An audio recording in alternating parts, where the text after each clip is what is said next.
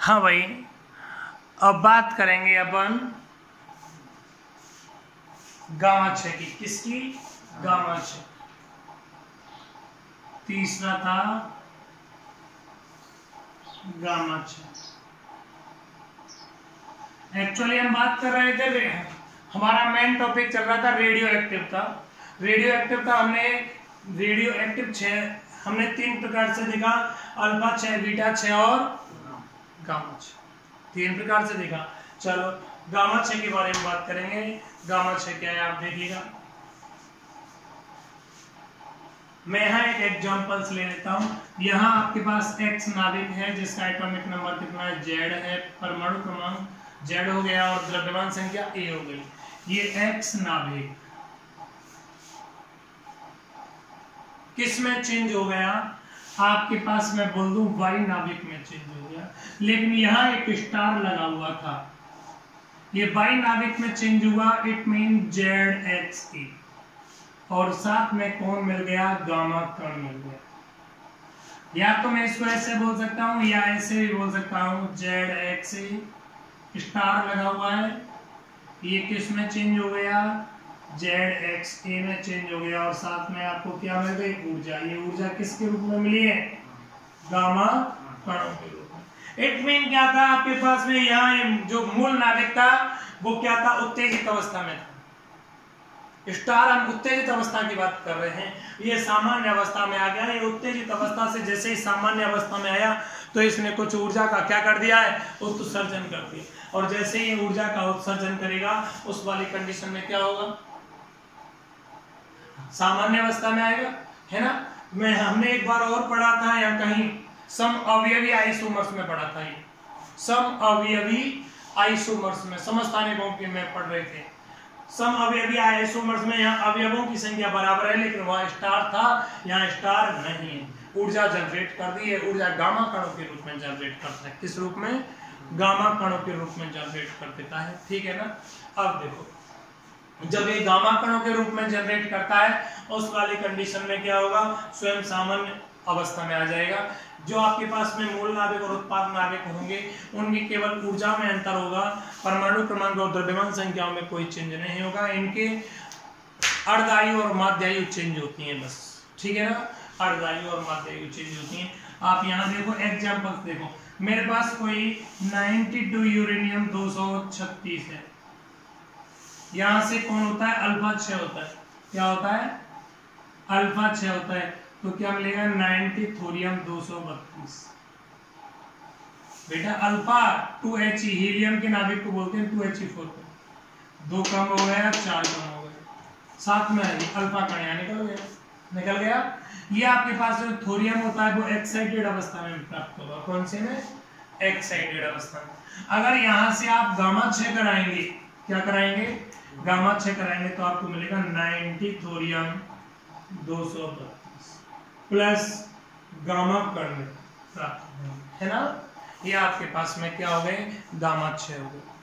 बेटा गामा 6 को मैं बोल सकता हूं, जब किसी रेडियो एक्टिव नाभिक का क्षय गामा कणों के द्वारा होता है तो इसे गामा 6 कहते हैं। इसमें प्राप्त उत्पाद नाभिक के परमाणु क्रमांक और द्रव्यमान संख्या में कोई परिवर्तन नहीं होता। मूल नाभिक की और उत्पाद नाभिक की केवल ऊर्जाएं परिवर्तित होती हैं। ऊर्जा जो उत्पाद नाभिक को प्राप्त होता है उसकी ऊर्जा कम मात्रा में प्राप्त होती है, क्योंकि शेष ऊर्जा गामा कणों के रूप में बाहर निकल जाती है। यही बात है। चलो, कोई जरूरी नहीं है कि आपके पास में जो 90 थोरियम 232 था, ये 90 थोरियम 232 है, वो गामा कण का ही उत्सर्जन करे। हो सकता है ये अल्फा कण का उत्सर्जन कर दे। अगर ये अल्फा कण का उत्सर्जन करता तो देखो फिर क्या मिल जाता? 2He4 निकाल दो, क्या मिलेगा? 88 मिलेगा। 88 एटॉमिक नंबर आवर्त सारणी में कौन सा एलिमेंट होता है? रेडियम होता है। कौन होता है? ठीक, 88 पर ये 88 रेडियम क्या मिलेगा? 228 मिलेगा। ये आपके पास में भी अगेन किस में मिलेगा? एक्साइटेड अवस्था में मिलेगा। तो यहां से अगेन अब इस उत्पाद से हो सकता है आपके पास में यहां से भी अल्फा कण मैं निकाल दूं, और हो सकता है यहां से मैं गामा कण निकाल दूं। गामा कण निकालूंगा तो यही आएगा 88 रेडियम 228।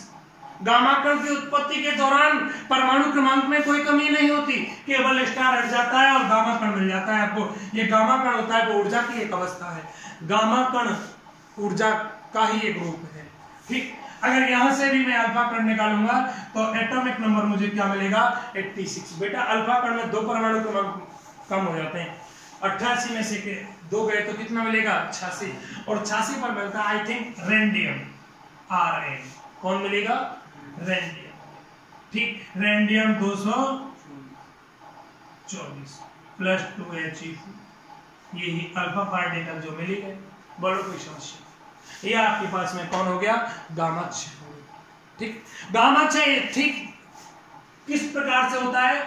जब आपके पास में कोई नाभिक उत्तेजित अवस्था में होता है, जब आपके पास कोई नाभिक उत्तेजित अवस्था में होता है तब यह नाभिक सामान्य अवस्था में आता है, सामान्य अवस्था में आता है।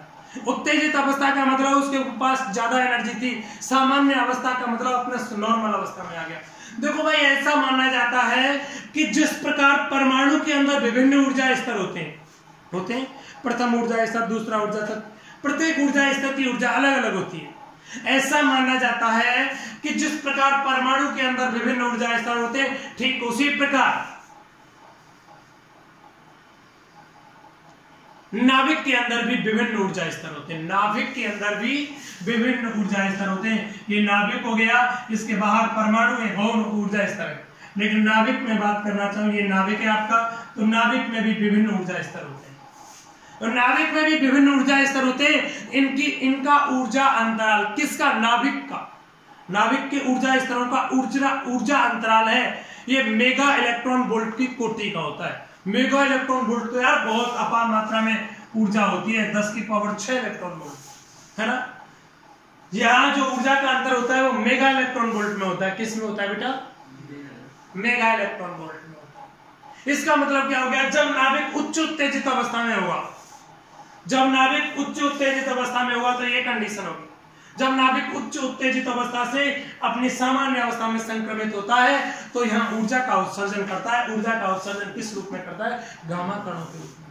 ठीक है ना, इसे अपन क्या बोलते हैं? गामा क्षय कहते हैं। गामा क्षय के दौरान प्राप्त नए उत्पाद नाभिक के परमाणु क्रमांक और द्रव्यमान संख्या में कोई परिवर्तन नहीं होता, केवल उत्पाद नाभिक और मूल नाभिक के परमाणु अर्धायु और माध्यायु ही परिवर्तित होती हैं। ठीक, और कोई चेंज नहीं होता। इसे स्टार से व्यक्त करते हैं।